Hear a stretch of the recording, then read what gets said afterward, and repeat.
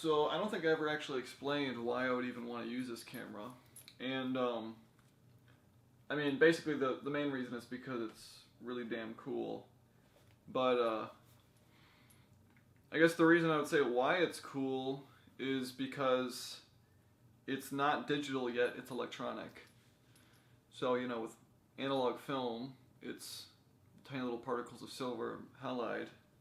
And with digital, it's photosites that together can represent a pixel value.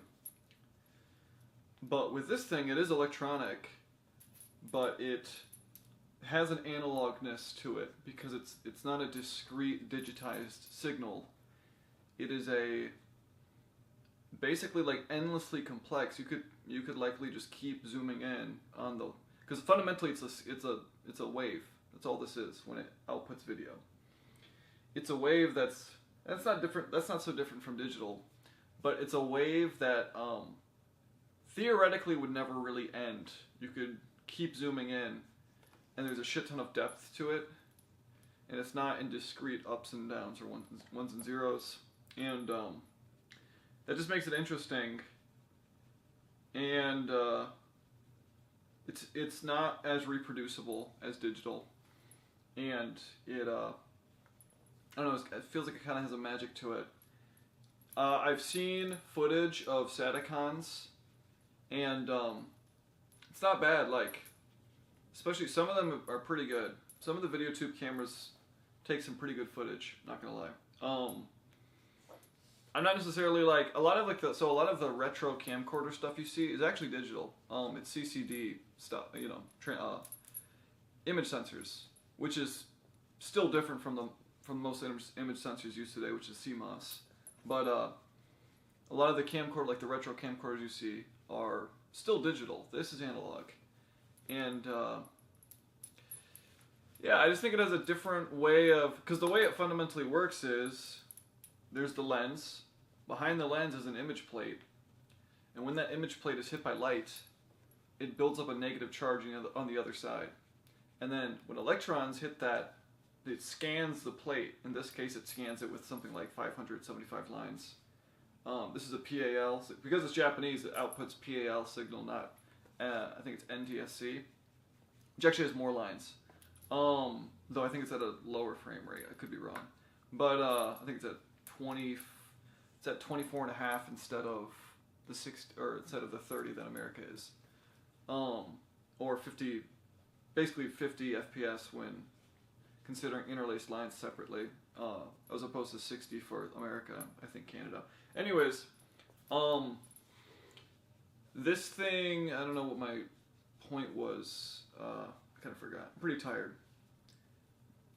I don't know. It just seems kind of cool. Yeah, I don't know. It just seems kind of cool.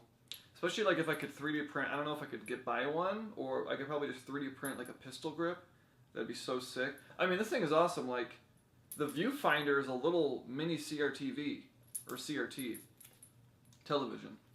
In case you don't know, that's the television where it makes the hum and it scans and it's wide and has a curved screen.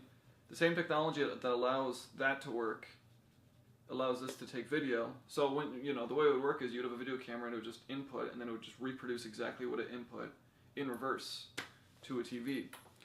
And then its viewfinder is actually a mini CRT. It's a mini CRTV. And I can see the screen. It's like a mini CRTV with some kind of magnifying glass. And I'm just really pumped to like plug this thing in and see what's going on. I mean, it's got a mic as well. Like, that's pretty fucking sick. Yeah, I feel like a pistol grip would be cool. Just like holding it like that. That'd be sick. Maybe we could make some kind of like Tommy gun. Yeah, there's screws back here too. I can make this into a Tommy gun. Holy shit, that's awesome. Just gotta make it portable. I'm sure there's a way to do it. But yeah, I don't know. The only downside about this, it's in perfect condition and all that. The only downside is that its image sensor is like 1/2 inch, if that. That's the diameter of the tube. The image sensor is probably slightly smaller. That's pretty small. I don't know. That's like twice as big as a smartphone. Let me check. Let's see, iPhone. Let's do iPhone 15 image sensor size.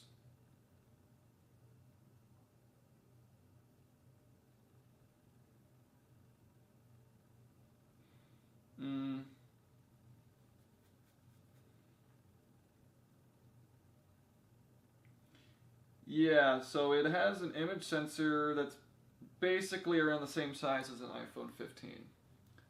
But no pixels, it's a scan line. Of course, the iPhone 15 and most iPhones have, pretty much all the iPhones actually have much higher resolution. But, you know. And the reason you want a bigger image sensor is just so you have less noise. The smaller it is, the more noise it's going to be. That being said, the lens is far bigger. I don't really know how that relates. Let's do half an inch in millimeters. I think so it's 12.7. Yeah, I think this is 8. Actually, let me find the user manual.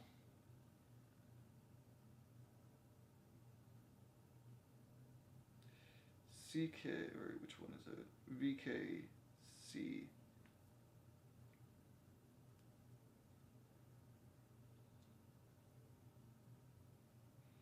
But yeah, having a pistol grip, just like a little hole, that'd be sweet. That'd be sick. Okay, Hitachi VKC830.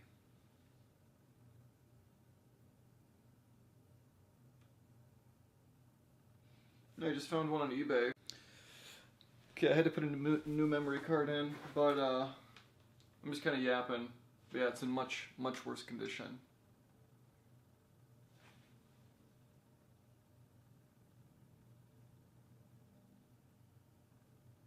And I don't know, I think cameras are cool. Right now, I just got a bunch of money for basically like a refund of some kind. And I decided to invest in a Lumix S5 because, I don't know, it just seemed like it was a good purchase. I'd been playing around with other cameras and I really liked it. And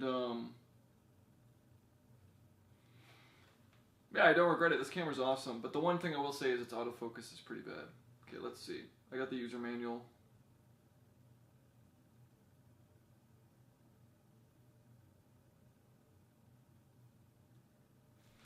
So, this is the user manual.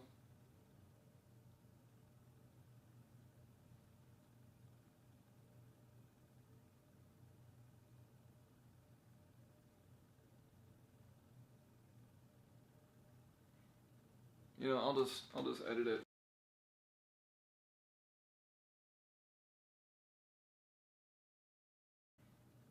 You know, I'll just edit it and add it. Okay. So, yeah, it's a half-inch Saticon. Half an inch is 12 point. Well, yeah, it's 12 point because it's a centimeter is 2.5, and there's 10 millimeters in a centimeter. So it's 12.5 inch diameter. So yeah, it's got an 8. It's got about, usually the image sensor size is I think 2/3 of the actual tube diameter. So it's got an image sensor of 8 millimeters, around about. So that's basically the same as an iPhone, but it has a much bigger lens. And I'm curious why iPhones have such a small lens.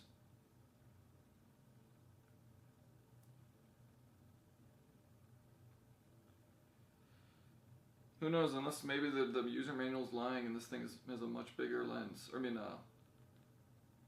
much bigger image sensor. Anyways, it doesn't really even matter. But yeah, I just think this thing's cool and I want to shoot with it. I'm thinking I'm going to 3D print a black grip and 2 black grips. And make some kind of badass little camera thing. And I just think it'd be interesting. There's a lot of potential use cases for this, and I don't think you can reproduce certain looks. I think you can get somewhat close with film. Actually, I think you can get somewhat close with film. I've seen some movies that were shot on digital cameras that then were basically touched up and made to look like film, and they actually look somewhat convincing. But I don't think you can actually really reproduce analog tube cameras. I don't. You can reproduce the shitty storage means like VHS. You can somewhat reproduce the artifacts from VHS, but you can't actually, reproduce the interlaced and just the way the image is. I don't think you can reproduce that. Something like this can produce, because it's analog. I mean, it's kind of like you can get close, but it's not really the same. And I think part of the reason we switched from tube cameras to digital CMOS sensors, it's not just because the CMOS sensors were better. I think we potentially could have kept going with tube technology and got to the point where we had 4,000 scan lines. In fact, there was a Plumbicon tube which I think had 5,250 scan lines, which you could make the case is equivalent to about, it actually would be better than 4K theoretically. The reason that we stopped using it, I don't think it's because of resolution or anything. I think it's just mostly because of size. I think there was just a competitive race to make cameras as small as possible.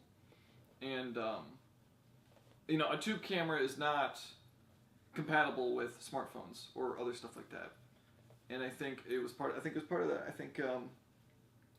I think these things had to get, the consumer camera had to get smaller. And it had to have the like pro-consumer nature of the tube camera, where it's electronic, you don't need film, it's very cheap to actually shoot once you have the camera, it's basically free, and you can save a lot of them, save a lot of image. It had to have that nature of the tube camera, electronic tube camera, but it had to have the form factor of the film camera. And I think digital, discretizing, an image into ones and zeros, I think digital was the perfect medium between them. But who knows? We could see a comeback. It probably wouldn't be a big company, but maybe it would be. Maybe it would just be a single guy crafting them. I'm sure nowadays with our current technology and stuff, a single person could produce their own tube cameras. They would have to become like a master at their craft, but they could do it. Who knows? We might see some kind of prosumer grade tube camera come out that's 6K or something. Because it's also not really limited the way... The biggest issue with tube cameras, in my opinion, is probably the light sensitivity. But we have all sorts of new chemistry that's been discovered, so... we could probably have a tube camera that has really, really, really good light sensitivity, dynamic range, and yeah, who knows? So, I think it's cool just because it's analog, and I think the main drawback of analog technology is not quality, it's cost. Usually it's just way costly. It just always turns out to be way costlier. I mean, I would love to shoot video with film, but it's impossibly expensive. I mean, it's ridiculous. And you would think with how little silver and how little it weighs, it wouldn't be that expensive, but it's either because of some weird monopoly from all of these companies owning the industry for so long, or it's because the process is so ridiculously convoluted and it took a lot of money to actually develop and all this stuff. But in order to shoot 3 minutes, I know a 3-minute roll of Super 8, and Super 8 is the lowest quality commonly used film for motion pictures. I think for 3 minutes of it, it's $90, and that's just for the roll. Then you gotta get it developed and then digitized, and that just basically triples the cost. If you want to shoot with Super 16 or even Super 35, which is the equivalent to a full frame digital camera like this, though I am shooting at a crop, APS-C crop right now because of the lens I'm using, I'm being forced to. But I would like to switch to a full frame lens at some point, but we'll see how the finances pan out. Anyways, I mean, I just made this purchase, but I would like to do that.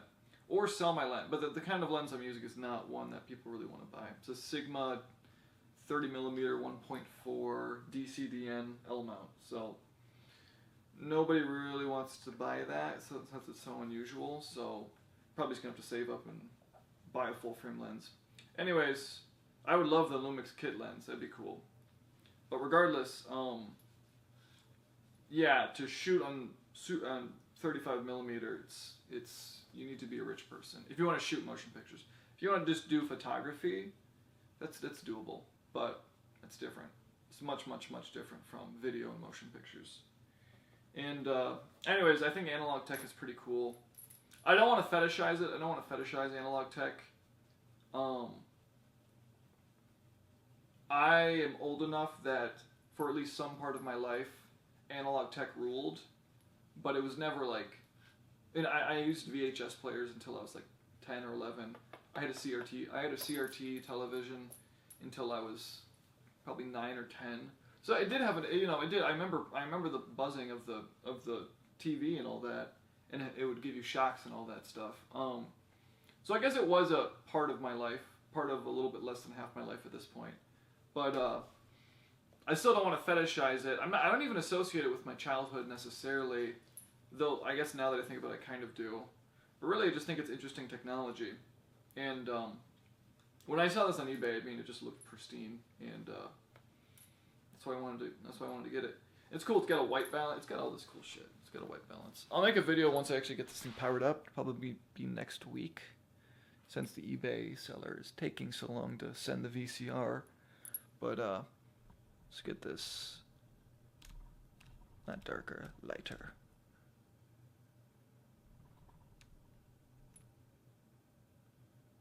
I'm just measuring the shutter, or testing the shutter speed. Okay, let's see. I don't know if you can see that. Should be a little white balance thing.